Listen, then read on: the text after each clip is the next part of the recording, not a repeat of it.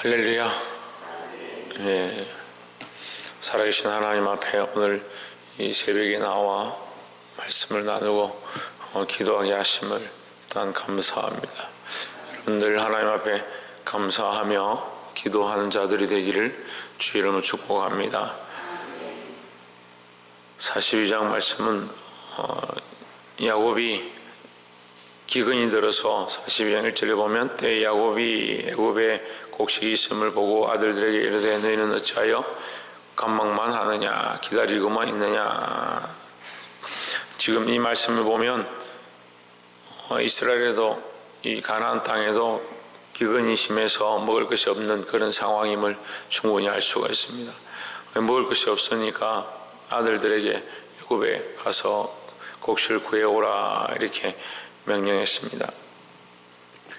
근데 그들이 가서 곡식을 구하러 올라갔는데 그들을 누가 알아봤느냐?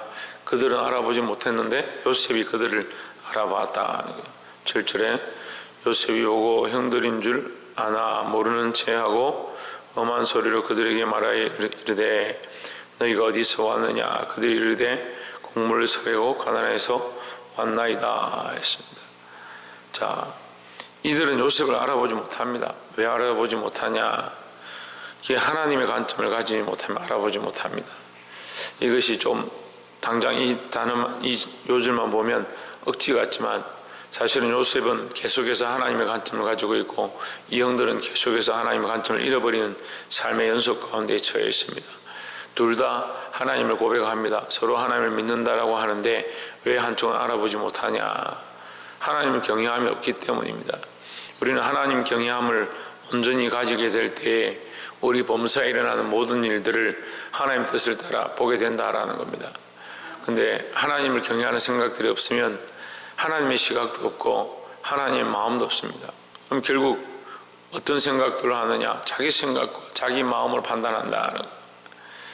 8절에 요셉이 그 형제를 아나 그들은 요셉을 알지 못하더라. 9절에 요셉이 그들에게 대하여 그 꾼 꿈을 생각하고 그들에게 이르되 했습니다. 너희는 정탐들이라 이 나라의 틈을 엿보려고 왔느니라 했습니다. 자, 이 9절 말씀을 볼 때 좀 더 명확해집니다. 요셉은 뭘 기억하고 있느냐? 하나님 주신 꿈을 기억하고 있다. 결국 요셉이 보고 있는 것은 뭐냐? 내가 원하는 내 생각이 생각하는 내 마음이 생각하는 내 감정이 생각하는 것을 보고 있는 것이 아니고 하나님이 꾸게 하신 그 꿈을 통해서 그 비전을 가지고 있고 하나님께서 가지게 하신 그 꿈을 그 마음에 품고 지금 일어난 사건들을 보고 있다라는 거죠. 그러니까 시각이 다른 겁니다. 이들은 올라왔지만 그냥 쌀을 구하러 왔고 그러니까 자기 동생을 알아보지 못하는 겁니다. 요셉을 왜 알아보지 못하냐? 그들은 그냥 먹고 사는데 급하고 이미 팔았고 그런 생각 자체를 하지 않습니다. 하지만 요셉은 팔렸지만 계속해서 하나님을 의뢰하고 하나님을 경외하고 하나님이 그에게 꾸게 하신 그 꿈을 기억하고 있었다는 거죠. 그래서 꿈을 꾸고 있는 자들의 시각이 다르고 비전을 가지고 있는 사람들의 생각이 다르고 그래서 아이들도 꿈을 꾸게 되고 미래를 바라보게 되고 자기가 뭔가 바라는 것들이 있으면 공부를 한다든지 준비한다든지 그런 것들이 다른 것처럼 우리가 꿈을 꾸고 있으면 지금 살아가는 이 삶의 모양들이 다르게 되어 있습니다. 근데 꿈이 없고 특별히 하나님 주신 꿈이 없고 하나님 주신 마음이 없으면 지금 살아가는 이 세대의 모양들이 똑같다, 세상 사람과 똑같다라는 거죠. 오늘 본문에 나오는 것처럼 그 형들은 요셉을 알아보지 못하고 요셉은 그 형들을 알아봤던 것처럼 왜 그러느냐? 서로 꿈이 달랐다는 거예요.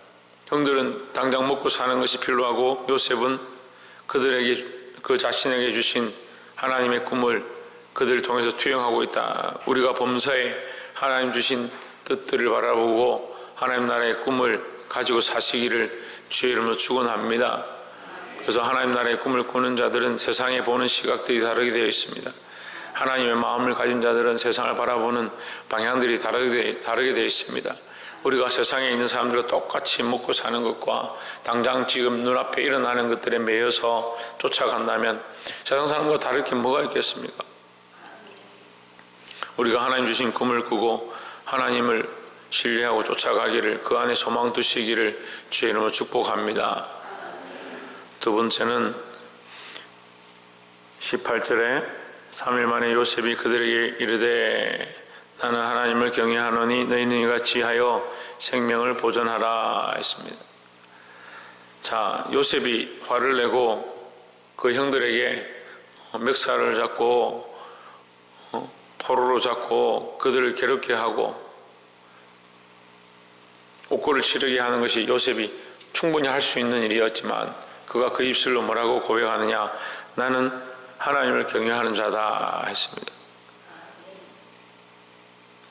요셉이 하나님을 경외한다는 말을 했을 때 이 형들이 깜짝 놀랐을 겁니다. 이 성경에 다 기록되지는 않았지만, 왜냐하면 하나님을 경외하는 자들이 잘 없기 때문에, 특별히 애굽 땅에 하나님을 경외하는 자가 있다, 그들만 하나님을 경외한다고 생각할 건데, 거의 정말 요셉이 하나님을 경외한다 이렇게 하니까 깜짝 놀랐죠.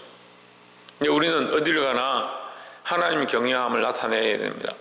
세상의 어느 곳에 있거나 어디에 가서 어떠한 고난을 당하고 있는 상황에 있을지라도 하나님 경외함을 나타내야 합니다. 교회의 타락은 하나님 경외함을 잊어버리는 데 있습니다. 어제 낮 시간에도 우리가 함께 말씀을 나눌 때 얘기를 했지만, 경외한다는 것, 나를 낮추고 하나님을 높이는 것이 경외고, 하나님 앞에 두렵고 떨면서도 하나님 외에 자랑할 자가 없음을 아는 것이 참된 경외다라는 겁니다.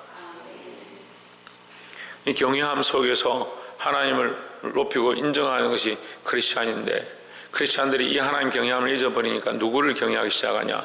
자기를 경외하는 겁니다. 자기를 가장 사랑하고 자기를 가장 소중히 여기니까 자기 감정과 자기 생각을 주체하지 못한다는 거예요. 어제도 얘기했는데 청년들, 학생들 가르쳐보면요, 이 감정이 주체가 안 되는 거예요. 평소 때는 이런 말 잘 듣다가도 감정이 올라오면 보이는 게 없다는 거예요. 자기 생각이 옳다라고 생각하면 아무리 말씀을 가르쳐도 듣지를 않는다. 그럼 누가 주인인 겁니까? 하나님이 주인이 아니고 자기 감정과 자기 생각이 주인이다. 그게 문제고요. 그렇게 자란 사람들이 그렇게 자녀들을 키워가고 세상을 그렇게 만들어가고 있다. 요셉이 총리가 되었고 큰 나라에 대한 책임을 졌고 또 형제들을 만났지만 그는 여전히 뭘 하고 있느냐? 하나님 주신 꿈을 꾸고 하나님 경외함을 잊어버리지 않았다라는 거죠. 모든 상황과 환경이 그가 하나님 앞에 나아갈 수 없는 그런 상황이다 할지라도 그는 여전히 뭘 하느냐? 하나님 경외함을 잊어버리지 않는다. 많은 사람들이 말씀을 나누면 요셉의 이 출세함과 종류로 세워짐과 하나님께서 그를 인도하셔서 그런 축복을 받는 것에 초점을 두고 있습니다. 하지만 우리가 정말 보아야 될 것은 하나님의 마음이고, 더 나아가서 우리가 알아야 될 것은 이 요셉의 하나님 경외함을 잊어버리지 않는 모습들, 우리도 우리 속에 이 하나님 경외하는 모습을 회복하기를, 잊지 않기를 주의 이름으로 축원합니다. 마지막 세 번째로 21절에 그들이 서로 말하되 우리가 아우의 일로 인하여 범죄하였도다. 그가 우리에게 액을 할 때 그 마음의 괴로움을 보고도 듣지 아니하였으므로 이 괴로움이 우리에게 임하도다. 22절 르우벤이 그들에게 대답하여 이르되 내가 너희들어 그 아이에게 득죄하지 말라고 하지 아니하였느냐? 그래도 너희가 듣지 아니하였느니라. 그러므로 그의 피값을 내게 되었도다.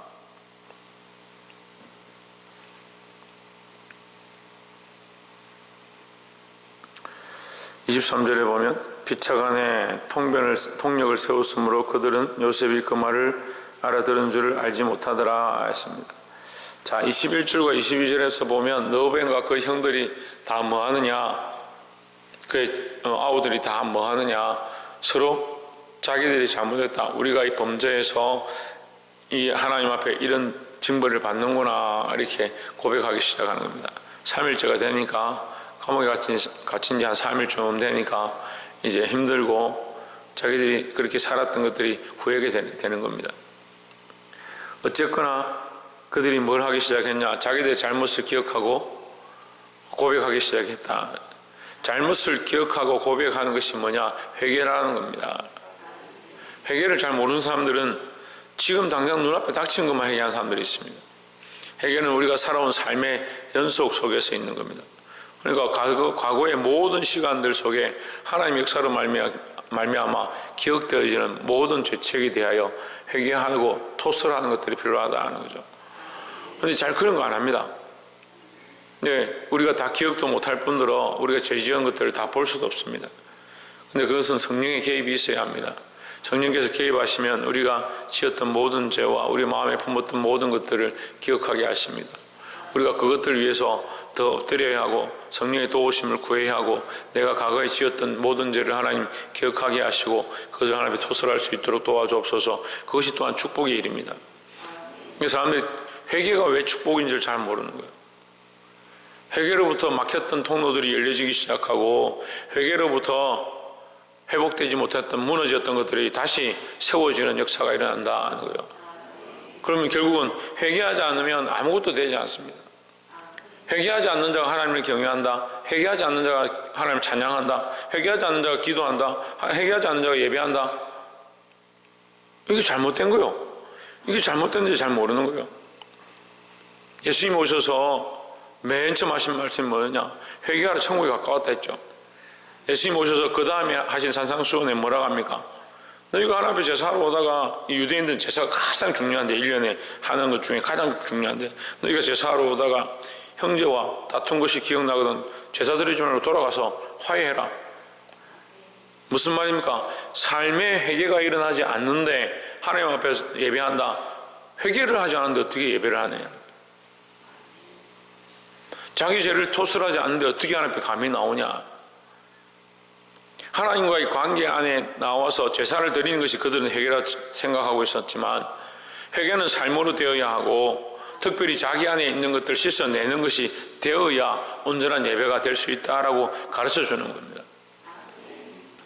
늘 하나님 앞에 말씀 앞에 우리의 모든 삶의 모양과 더 나아가서 과거의 모든 것들을 회개하고 주님 앞에 서는 자들이 되기를 주의 이름으로 축원합니다.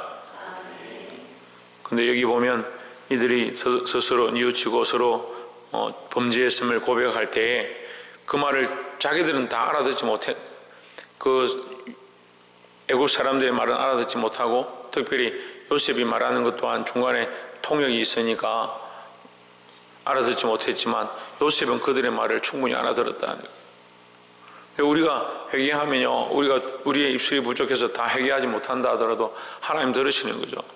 근데 24절에 보면 요셉이 그들을 떠나가서 울고 다시 돌아와서 그들과 말하다가 그들 중에서 시므온을 취하여 그들의 목전에서 결박하고 했습니다. 자, 원래는 이걸 좀 우리가 잘 간과하는 수가 많은데 원래는 11명이 올라와야 되는데 베냐민을 놔두고 10명만 올라왔습니다. 그죠?